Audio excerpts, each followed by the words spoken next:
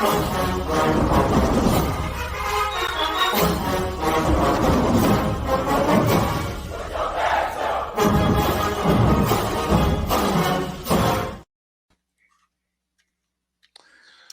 right, welcome back to the ONG Strike Zone. Bryan, Kelvin, Marcus here. And before we bring up our newest head men's football coach, I'm still got basketball on my mind. I got to say, we got to give a shout out and a happy birthday to a legend, FAMU Hall of Famer, college football Hall of Famer, Black college football Hall of Famer, Coach Rudy Hubbard, whose birthday is today. So we say happy birthday, Coach. Happy birthday to Coach Hubbard, Hubba. And with that said, we bring up the 19th head. All these numbers are starting to I'm getting blurry here. The 19th head coach of our Florida A&M Rattlers, Coach James Colzie III. Coach, how you doing tonight? I'm doing well. I just got done with darn study hall with the guys, so we're it's going well. I'm glad you said that it was Coach Hubbard's birthday because I just shot him a text and I wanted to make sure I said the proper things to him. He was extremely beneficial this weekend and some of the things that he did for me and continues to do for me. So. I think Coach Hubbard said he turned 29 today, so we want to wish him a happy 29th birthday, Amen. et cetera, et cetera. Amen. Wow, that's a perfect. I'm glad you did that because that's why I set that up. I wanted to introduce that before you came in, and because I know you had that meeting with Coach. You did the coffee with Colzie on Saturday morning before the spring game, and I was hearing you talk a little bit about that unique relationship. You were talking this afternoon on the 220 Club that you have with Hubbard. Would you share with us maybe a little? I know you didn't get a chance to share as much this afternoon, but just share a little bit about that special relationship. You mentioned your family having that connection. Just talk a little bit about that connection with Coach that you have. Well, I guess with my father and my grandfather being, they were pretty good athletes down in South Florida. The names that are mentioned down in South Florida are the Travis Powells, the Rudy Hubbards, the Wilcoxes, et cetera, guys that have been extremely influential, whether it was white, black, or whatever, as far as who was playing. But those were the guys that have stadiums and fields named after them for obvious reasons. So, but Coach Hubbard was one of the first black coaches at the PWI level, and when he was at Ohio State, right, he was coaching the running backs, and he was the coach of Archie Griffin, the only two-time Heisman Trophy winner. But my uncle was also at Ohio State at the same time. Neil Colzie, first-round draft pick for the Oakland Raiders, and I would say that my grandmother had the conversation with Coach Hubbard that allowed him to allow my uncle to attend Ohio State coming from Miami, Florida. So, there's a lot of connections, and then you get Coach Hubbard as a coach here. He won the national championship December 7th, 1974. We talked about that date because I was born the next day, December 8th, 1974, right over there in Baptist Hospital. Was about maybe 10 or 15 minutes away from, where they played that night. So, there's a lot of little similarities, a lot of little odd stories when you talk Coach Hubbard and my family, and obviously getting a chance. He actually just texted me back telling me thank you. But you kind of realize it is a small world, and again, I'm happy for the help that he provided my uncle, back in the mid 70s, and then obviously happy with the help that he provided me this past weekend, and just kind of throughout the process because we've spoken quite a bit since I was hired as a head football coach. Man, I tell you, those connections, those FAMU connections, that's what makes it beautiful. And that's, we learn more about you and your family, and it just reaffirms why, we love the selection and you just being the person sitting in the chair as the head coach. I mean, it's a synergy that God doesn't make mistakes, and it just all fits, right? It all just fits. I believe it. I got a lot of people behind me that that support me, and we have a lot of the same people in mind. You don't really realize it until you get to the same room with all these people. And I'll be honest with you, a lot of it has to do with yes, they're happy with and for me, but I have to make sure I give respect and props to the people that came before me. That's extremely important. The way my dad has handled himself throughout his life and around the certain people that I have been around in my family, and my Uncle Rick, my Uncle Neil, my father, my sisters. I've been around really, really good people, and they've always told me to make sure you treat people properly, because you never know when you may need them later. And so I've been around some really, really good people, because my family has been around some really, really good people as well. Amen. Go ahead, Kelvin. Get us going. Obviously, Coach, spring came to a conclusion with the spring game this Saturday. Lovely weather. I enjoyed it. I was thoroughly pleased with what I saw overall. But I just want to hear from you, Coach. How did the spring go, and then specifically the spring game? Well, obviously we had a little bit of a different format than the game.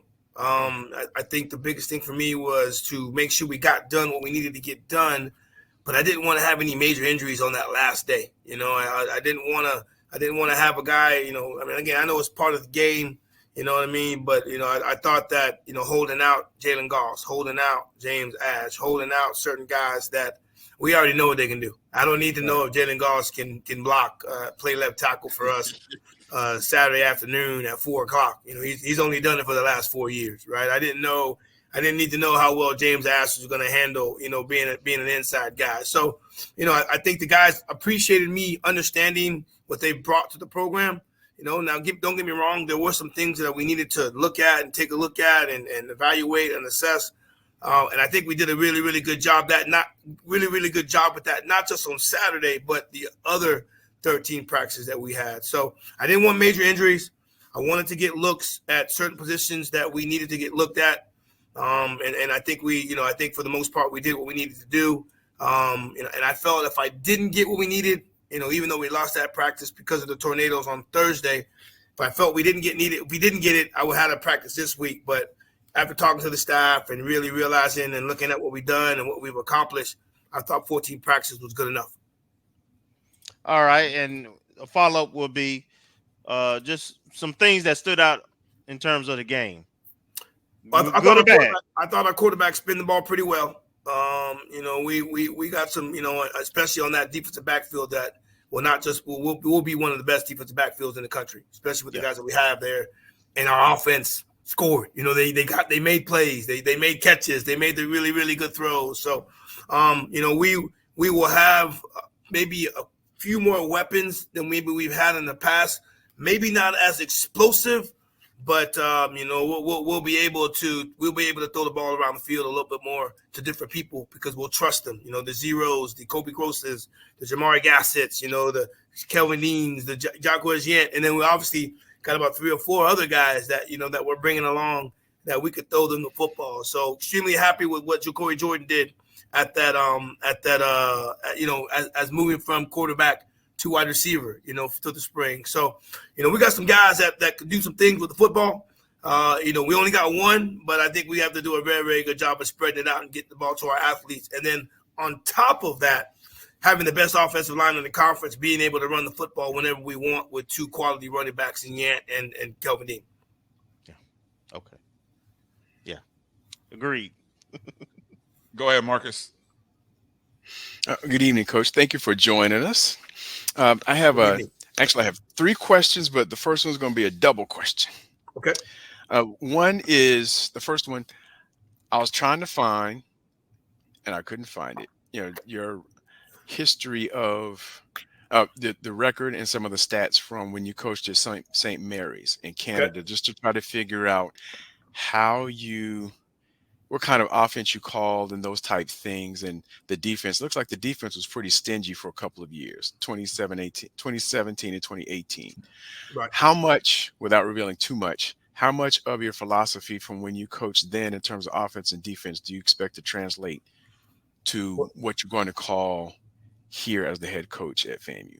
Well, I mean, I was I didn't do the offense.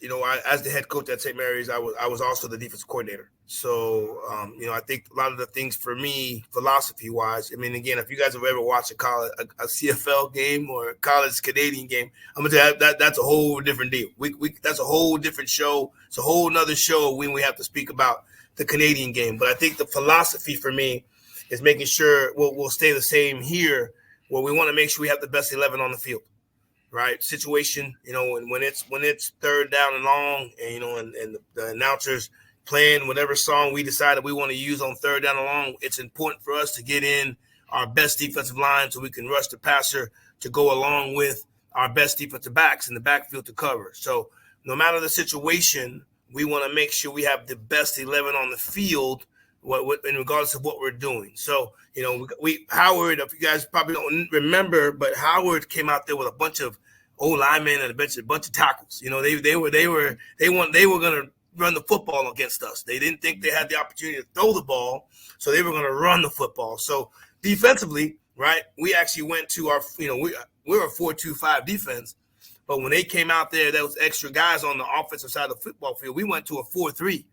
And that's not something that we normally use, but, philosophy-wise, well, we wanted to make sure we had our best 11 out there, so that meant we had to put another linebacker out there. So similar thoughts as far as the philosophy goes. Now, again, the defense we had in Canada, believe it or not, I had a lot of Americans on that defense that they came to Canada to play for us. And so that's part of the reason why we were really, really good. But our base defense in Canada was quarters. Our base defense here, here in Florida A&M is going to be quarters. We played quite a bit of man-to-man at times here at Florida A&M. When all the bets are on, we're going to blitz you, and we're going to have the ability to play man-to-man. So philosophy's somewhat similar as far as what we're trying to do. Offensively, a little bit different because the offensive game in Canada is quite different than the offensive game here. But I want you to say same philosophy as far as the best 11 on the field per situation that we're doing. So when you look at the spring game, we did a lot of things situationally. Like, we did some third down stuff. We did coming out. Then we worked 2-minute. Then we had some stuff, inside the 10-yard line. So, in this day and age, you just don't line up and just play football, right? You got to work situations. You got to work certain things on the offensive side of the football, on the defensive side of the football. There were times I put the ball down, and offense, you're in a tough situation. I need 2 first downs. If you get 2 first downs, we win. Right, then I would flip it and then put the ball at the 10-yard line. Hey, defense, we can't let them in. Right, at worst, at best, they get a field goal. Right, so I thought we did a really, really good job with that. And again, that wasn't just me. We talked as a staff on certain things they needed, certain things they wanted, and I made sure I facilitated that, not just on Saturday, but throughout spring practice. Okay, and the second question is kind of deviation from that. That I know we have the slogan reload and repeat. I've seen that on some T-shirts and some of the hashtags. And the standard is the standard, especially coming off Black College National Championship and Celebration Bowl win. But with the majority of the team that may be coming back, not having been here in the formative years, I think the class of 2019 that may have stuck around, I'm not 100% sure, I haven't looked at the roster, but I think all of those players are now gone. Mm-hmm. In terms of the Javen Morgans and other folks who came in class of 2019 or even before. So are there any concerns about not necessarily having, I know the standard and you can preach it, but if there aren't any players remaining that were there in the formative years, is there any concern about making sure that the gravity of what you wish to continue is relayed appropriately? Well, absolutely. You mentioned Javen Morgan, and he was a pretty dang good football player. And we have a lot of those guys that we had last year. You already knew what you were going to kind of get from those guys, right? They've been in the battles, they've been in the wars, et cetera, et cetera. So, it's going to be important for us to not put a lot on the plate on some of these guys, right? We're going to open up against Norfolk State, but we can't beat Norfolk State, South Carolina State, Miami, Troy, all these other games after that if we don't take care of Norfolk State. We have to understand who we have. We have to understand what they're capable of doing. And Javon Morgan, Isaiah Major, those guys they had to start small also. right? They had to start small in some of the things that we asked them to do, and then that's kind of how we must take it. Not have to take it. That's how we must take it, right? So, some of the guys that are coming in, they decent spring. We'll obviously have training camp, and we'll see how well they'll do there. But, you got to kind of give them small sample sizes. We can't just put everything on them, to think that that's all going to happen for us that first game. So we understand that, but, we also have fans, right? We also have fans that expect us to be as good as we can be. And we are a talented bunch. But You are right that Javon Morgan is going to be a heck of a lot different, right? That person that's playing Javon Morgan's position that first game when we play Norfolk State is not going to be him. And we have to understand that, and we have to make sure how we plan and get him ready to play, right? Before he can become Javon Morgan, we need him to be who he is, right? And that means slowing it down, getting him ready to play to the best of his ability, not to the person that played before him. Okay. Thank you, Coach. Well, thank you. That's a great question. Marcus, that was some good stuff. Marcus, I got one more, but I got one more. Hold on, I'm gonna come back to you, Marcus. I know you didn't want to burn shoot all the bullets in the gun. Let me go ahead. Let me get one quick one in here, and then I'll come back around. We'll go back around. So, Coach, this can come sort of out of a combination here, out of a question that EA asked out of the chats about the dual responsibility of Coach Henry, who is the OC and his offensive line duties. And then I want to combine that also with the addition of Coach Henry Burris, who, when you look at his resume, whoa. I was just doing the numbers here, 63,000 passing yards in his career. Just to throw that at people, Warren Moon, who many people associate his time in the CFL before the NFL, he over his entire career threw for 73,000. Yep. So here's somebody that's coming into the room with those kind of passing numbers, the Grey Cup titles, the Hall of Fame resume.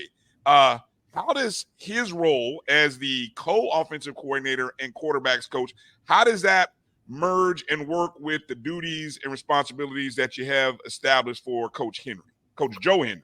Yeah, well, I'll start with Coach Burris. I think it was going to be extremely important. We didn't just lose Coach Simmons as the head football coach, right? We lost him as the offensive coordinator.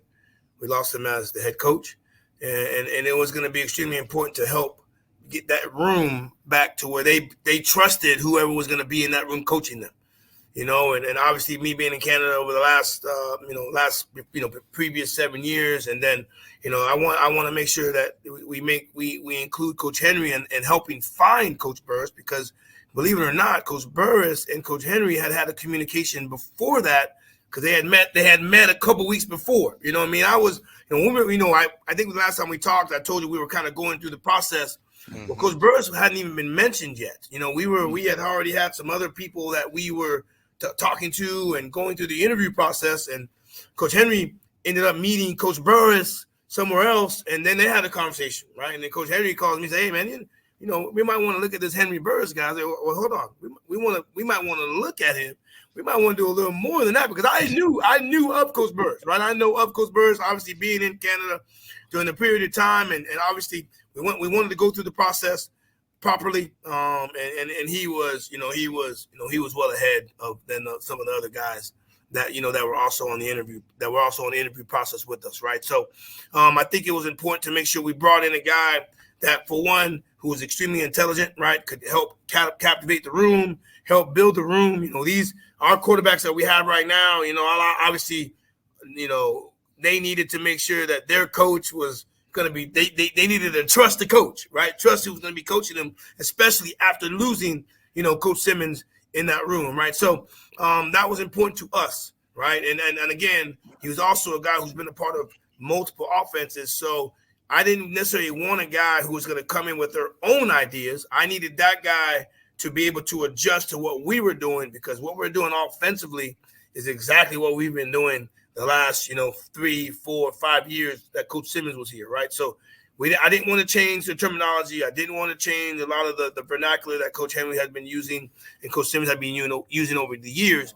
But the experience that Coach Burris had allowed him to be able to come in and adjust, to what we were doing. So that was extremely important for me. Now, believe it or not, this spring, you always worry about your coordinators, right? Their first time, their first time calling plays, their first time going into a football game, and we all know. I mean, it's going to be an exciting and important time for Coach Henry and Coach Patterson as first time coordinators in the game. But what I thought we did a real good job with throughout the spring is I didn't script a lot of things. I threw a lot of things at them during practice where I didn't want scripts. I wanted you to be able to make calls at certain times during certain times of practice, just like you would do in a game. Now, again, is that the same amount of pressure in Jackson, Mississippi on the 3rd and 8 with 3 minutes left in the game? No, but I thought we did. I thought we tried our best to at least, create an atmosphere where not, most we all know when you script, you script for success, right? You're not going to script to be bad. You're going to, hey, we're going to run this play because it's going to work for this or work for that. So, we put a couple things in practice where I would surprise them with certain but certain situations, and y'all had to call the game as if we are in a game, right? So, and I thought both sides did really, really well. We had multiple scrimmages where Coach Henry worked from up top in the box, and then he worked down, on the field. And again, that's a completely different aspect for the coaches, right? So we tried to create that atmosphere as game ready as we could, and we'll continue to do that as we go through training camp. So those two guys they're working really, really good hand to hand. Coach Henry, we all know Coach Henry's been here. Coach Henry was the co-OC, right? He was the organizer for Coach Simmons, while Coach Simmons was maybe going a bunch of different places throughout his day as the head football coach. And Coach Henry would organize and get everything together to make sure that when Coach Simmons did get back, everything was in order for the offense. And so not the only thing that's different with Coach Henry right now, he's calling the plays, right? He's calling the plays, but he understands our offense better than anyone on this side of the football. And I trust everything that he's doing. All right. Go ahead, Kelvin. So let's jump to the other side of the ball. The side of the ball you were more active with. Coach Patterson, you got Coach Pope who started and was announced. And I'm not sure if you're in a position yet to talk about any other hires D-line, but just kind of talk about the defense side of the ball, the same thing. Well, I mean, and I'll start with the defensive line. I mean, we have hired someone, right? And they've gone through everything. We just haven't announced him yet. And there's a process that our SID likes to do. And, and we probably were going to announce him today, but there was another hire that happened today. Superseded. I think maybe our AD said, hey, you know what? We'll wait for the D-line hire in 48 hours because we got to make sure we make this one. And believe it or not, I actually saw him today. Real good guy. Extremely knowledgeable. He's a much better dresser than I am. So I got to tighten up my wardrobe because he was dressed pretty good this evening. But all things are great. He's coach. Our D-line coach has been with us. I just want him to get the same amount of exposure that the other guys have gotten through our SID. So he's good to go. Right. Really good coach. Former NFL player. Was at a Division I school. So he's going to be really, really good. I just want to make sure he gets the same buzz that the other guys got. Now, Coach Pope played for me. The only thing Coach Pope is doing, he's making me feel a little bit older. But he played for me at West Georgia when we were having an enormous amount of success. He's similar to me where he's kind of gone through the gamut, right? He's been different places, had success, moved on, had success, moved on. And, he was a part of that defensive staff that Alabama State's been having over the last 2 or 3 years, who arguably some would say is the second best defense in the conference behind what we're doing, right? So, but he's going to take the entire back end, coach the safeties, and not going to coach the corners, but he'll have that pass game coordinator title and the defensive back title, and he's taken on that full circle. He's done everything. It looks like he's been taught before by myself, and we're going to continue that at that point. Now, we did move Milton from from doing a great job at the D-line. We did move him to the linebacker position, and that was primarily because as a coordinator, I need him to be involved, not just in the run game like he was, at the defensive line, but I also need him to be involved into the pass game. Now, believe it or not, he's also a pretty damn good linebacker in his day while at Jackson State, so it's an easy transition for him. And that also gives him kind of the opportunity to maybe at times walk around practice and, get that detailed approach that he may need as a coordinator on a daily basis. So, we got a really, really good staff. I thought that we made the appropriate changes. We lost a really, really good coach, guys. Coach Smitty did a really, really good job for us. And it was extremely detailed, and a lot of the success that we had, right, is because of the hard work that Coach Smith put in on a daily basis for what we did on defense, right? So it was important to make sure we kept the same mindset, same terminology, same things that we're doing. We want to be a 4-2-5 defense. We want to be fast. We want to run quarters. We want to run our thirds. And when push comes to shove, we're going to blitz the heck at you and play man-to-man. So, those are the things I didn't want to change. And I just want to make sure that, we kept that. So Coach Patterson is doing a really, really good job with that. We're leaning on each other on some of the stuff that we did on the back end, last year. So, we're going to keep some of those things. And obviously when you talk players, you mentioned Kendall Bowler, you mentioned Andre Powell, you mentioned Chase Lloyd. We've been hit a little bit in the portal more so on the defensive side than we have on the offensive side. But if you go back into the past and look at some of the guys that we signed in January, it was heavy defense because we were aware that this possibly may happen with some of the guys that are in the portal right now. Okay. Marcus, I'm gonna give you the last question there because I know you had that third one in your pocket. So go ahead and get that last question in for Coach. Yes, Coach. This is kind of around the state of college athletics and focusing specifically on football, but we know it's going all the way around. And something that I wanted to ask last week with Coach Moore, I wanted to ask you from your perspective as it relates to all the changes going on with the transfer rules and the new NCAA ruling. And I guess the question I had is, with players leaving the portal, and not only from FAMU, of course, we're focused on the FAMU players, but all over, and seemingly NIL agents getting involved. Does this portend for college coaching staffs to start to mimic NFL staffs where you have a director of player personnel that may be talking, speaking, or directly negotiating with NIL agents and for players that are in the portal? Well, that's a hell of a question because I think, based on the university that you're at, you have to handle the portal according to where you are, right? So, and I know we're specifically talking about Florida A&M, right? And so I think the guys, and this is just in communication with the players. I mean, the guys that are in the portal, I want you guys to know they love Florida A&M. They love Florida A&M. They love the city. They love getting up and getting on that field, whether we're playing home or away, playing in front of the crowd, playing in front of the national crowd, having the opportunity to play for national titles, win SWAC championships. So, the guys that are in the portal, it's not because of them not liking the university or not liking how much time they played or whatever the case may be. We know there's a lot of guys that are in the portal because of those reasons, right? So, not FAMU guys, but other, players that are at other institutions, right? So, and that's how we take it as such, right?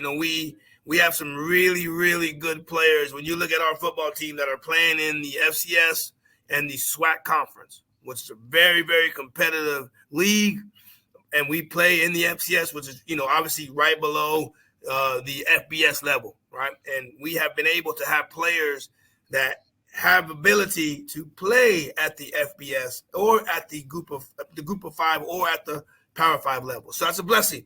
That's why we've had the success that we've had. So how we view it, right, is these guys are going to try to see if the grass is greener on the other side. And how they communicate with me and what they've done thus far has been utmost professional. And they want to see what maybe they can get, right? Where, through our NIL or through our process, we might not be able to offer as much as maybe some of these other universities. So they're getting that opportunity. So it's not like I can hold them back from doing that because that's what the portal allows, right? They would look at me a different way if I didn't allow them to do that, And so, that's how I take it. Now, on the recruiting aspect, since the portal is open, and I made mention to this maybe a month or so ago, that we have guys that, and not whether it's good or bad, we have guys committing to Florida A&M on site when we. Not even on site when we talk to them. Coach, I want to. Hey, coach. Hey, I'm happy you guys called. I'm in. Well, hold on now. What are you in? Like, what? tell me what you're in with. And you know what? They were all confident at this place. They were big time players at that place, and they just want to come play for FAMU. So that just tells you about our product. What you guys are presenting at Florida A&M, the amount of support that we're receiving from the university. I mean, if we get a guy to come watch us play on a Saturday night at 6:00, you guys can only imagine the amount of commitments that we have after a guy comes and watches us play or watches a game here at Florida A&M. It's unbelievable. Like we got 30 commitments, and they just we just want to commit. We just want to play. We saw everything. We saw the game. We saw the atmosphere. We saw the band. We saw the support. We just want to commit, right? We have guys in the portal right now that are happy that we have communicated with them. They maybe were at another institution and just we have reached out to them. They're ready. So we will be fine with or without some of the guys that are in the portal, right? And I want to make sure I reiterate this. We will take them back kindly, right? But we have to anticipate that they will not be with us. Therefore, we have to recruit accordingly because, again, we are trying to get back, right? We are trying to get back and win the SWAC. Those are the things that those are the expectations. That's the standard. We got a chance to look at those rings last Friday. We want a few more of those. So we have to recruit as such, and we are doing that on both sides of the ball, not just offense and defense, but also special teams wise. Okay. Is there a timeline, Coach? Well, we got the 2 weeks, right? Those guys are out there, and they're doing their visits, and we're not going to be the place where Monday a guy was in the portal. We're going to fly him here Friday. That's not how we go about it, because that's for people that need the portal or are trying to fix their team or trying to go as fast as possible. That's not what we do in the portal. Coach Simmons didn't do that. That's not what we will do. We're going to truly vet who the guys are, what they're going to do for us, what can they do for us, what they did at their previous institution, right? So we're not going to be as fast as that. We're going to properly vet who they are. And again, we don't need all of these people to come to Florida, and we just need the right ones, right? So that means properly vet them and then get a chance to get the eye test and talk to them and and make sure that they're what we want at our university. Awesome. Okay. Thank you, Coach. No, thank you, Coach. I gotta say, man, the way that you have communicated this has been wonderful because I know when you just and like I said, I know you were working on your Twitter last time we talked. You were working on that, but boy, I tell you the panic that rushes over Rattler Nation sometimes when we see the movement that's happening in the portal. It can be exhausting for fans. And so the way you communicate it and the way you talk about it and the way you move through it, I mean, it's refreshing. It's honest. It's open. And I think it'll be a great case study 2 to 3 years from now, obviously, because probably things will change in 2 to 3 years. God knows what it'll look like in 3 years. Right. But the way you are handling it now is wonderful. And I think a lot of people, I speak for a lot of people I'm seeing in the chats. Hey, we wish all of those guys well. We thank them for what they gave to FAMU and everything they did. And like you said, if they come back, great. But just the reloading is happening. It's not a rebuild. It's a reload. And there's so much talent, and it's good to be able to talk and sell FAMU because it is a wonderful place and you guys are doing great things. So I appreciate it, and I think transparency is best. And that for the most part, the guys that are in the portal have been extremely transparent with me. I know people are gonna ask. If you're another university, are you not gonna want number 58? Are you not gonna want some of these other guys that have been on our football team, that have done really, really good things? So that just goes back to the type of teams that Coach Simmons as the head coach was bringing in. We had the right people. We had a very, very good football team, right? We had some really, really good players with a lot of talent. And so, now, we have to make sure that we continue to do that. And that's obviously priority number one for us, to make sure we do replace some of these guys that are in the portal. But I do have a sneaky suspicion that not all of them are going to be gone. Okay. Last thought, Coach, or just last word. What's your schedule like? Well, I heard you mention something.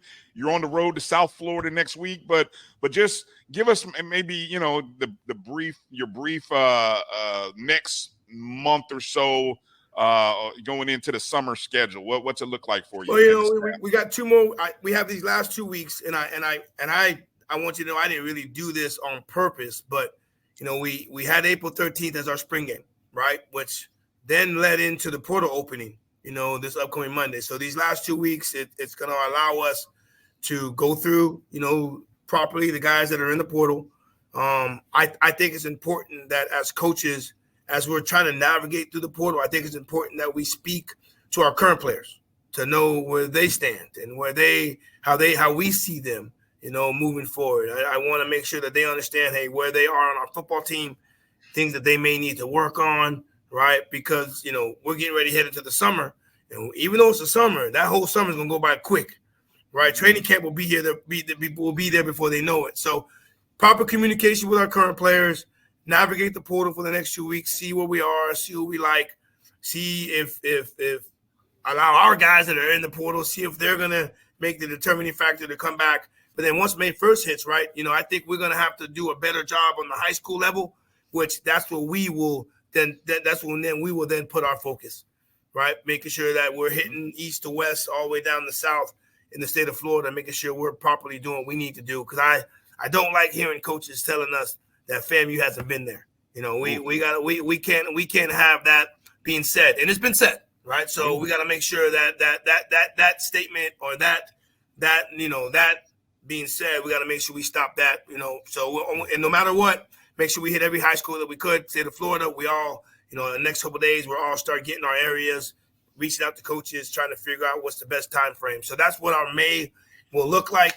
Also going through that time, we'll have about 60 to 70 guys here, getting ready for the season, lifting on the field, running, getting ready to hopefully, get ourselves back to where we need to go, but ultimately getting ready to play Norfolk State in Atlanta. Well said. Well said. Appreciate your time, Coach, this evening. Great job with all of the activities and everything during the spring. Anytime you want to stop in and, you got some info to share or you got anything you want to share with us, just reach out. You got a spot, just jump on in. I failed to mention, I'm sorry, I did fail to mention the quick strike tours that we do have going on. And, I got one in Miami. I'm all over the place apparently. Washington D.C., Dallas, Jacksonville, Davie. So go get that money. Pray for me. Pray for me that I can make sure I survive all this traveling. But ultimately, again, guys, I appreciate you guys having me on. I know how important this is, not just for myself, but also for the ONG Strike Zone and the fans across the country. Gives an opportunity to ask whatever they may ask, and whenever you guys need me, that. You guys shot me a text, didn't you? Right? And then yes. How quick did I get back to you saying that it was all good, right? So I love being on here, and again, I appreciate you. Marcus kind of asked the tough questions this time, so we might need to keep him kind of off kilter. He came in gunning, didn't he? I mean, wow. He did. He did. Wow. I mean, well, hey, I know who not to look at the press conference after the football game if we so happen to lose, because Marcus coming. But hey, I appreciate you guys. Thank you. And looking forward to hearing from you guys later on. All right. All right. Appreciate you, Coach. Be well now. Take care. All right. Beautiful stuff, man. That's Coach James Colzie III. Wow, good stuff. You guys on the strike tour, make sure to look out for those dates, especially coming up in the South Florida area. I think they call it the mini strike. Is coming down south next week or in a week or two. But when the big tour starts, you guys are going to enjoy Coach Colzie, man. He I mean, he wins the room. He wins the room. I heard Vaughn say he wins the press conference. Well, he'll win the room too. So I think when he comes, make sure to get your ticket, be there to support, be there with your checks and your checkbook and your wallet and your debit cards and your credit cards, because you're gonna want to spend some money, and because we got a good one. We got a real good one. Putting in work. Yeah, put